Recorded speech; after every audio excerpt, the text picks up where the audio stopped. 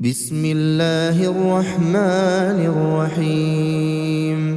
تبارك الذي بيده الملك وهو على كل شيء قدير، الذي خلق الموت والحياة ليبلوكم أيكم أحسن عملا وهو العزيز الغفور، الذي خلق 7 سماوات طباقا ما ترى في خلق الرحمن من تفاوت فارجع البصر هل ترى من فطور ثم ارجع البصر كرتين ينقلب إليك البصر خاسئا وهو حسير.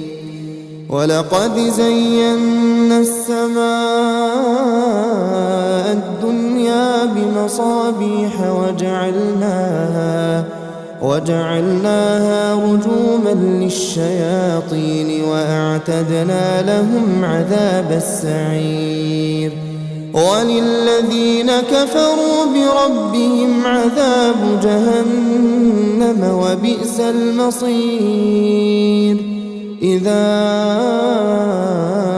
ألقوا فيها سمعوا لها شهيقا وهي تفور تكاد تميز من الغيظ كلما ألقي فيها فوج سألهم خزنتها ألم يأتكم نذير؟ قالوا بلى قد جاءنا نذير فكذبنا وقلنا ما نزل الله من شيء إن أنتم إلا في ضلال كبير. وقالوا لو كنا نسمع أو نعقل ما كنا في أصحاب السعير فاعترفوا بذنبهم فسحقا لأصحاب السعير. إن الذين يخشون ربهم بالغيب لهم مغفرة وأجر كبير. وأسروا قولكم أو اجهروا به إنه عليم بذات الصدور. ألا يعلم من خلق وهو اللطيف الخبير. هو الذي جعل لكم الأرض ذلولا فامشوا في مناكبها وكلوا من رزقه وإليه النشور. أأمنتم من في السماء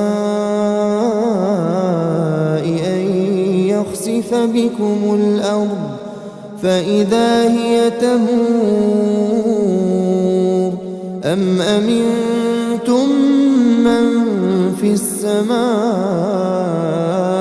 أن يرسل عليكم حاصبا فستعلمون كيف نذير. ولقد كذب الذين من قبلهم فكيف كان نكير. أولم يروا إلى الطير فوقهم صافات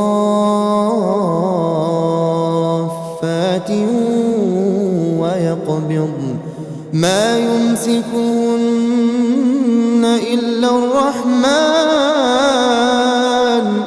إنه بكل شيء بصير. أمن هذا الذي هو جند لكم ينصركم من دون الرحمن إن الكافرون إلا في غرور. أمن هذا الذي يرزقكم إن أمسك رزقه بل لجوا في عتو ونفور. أفمن يمشي مكبا على وجهه أهدى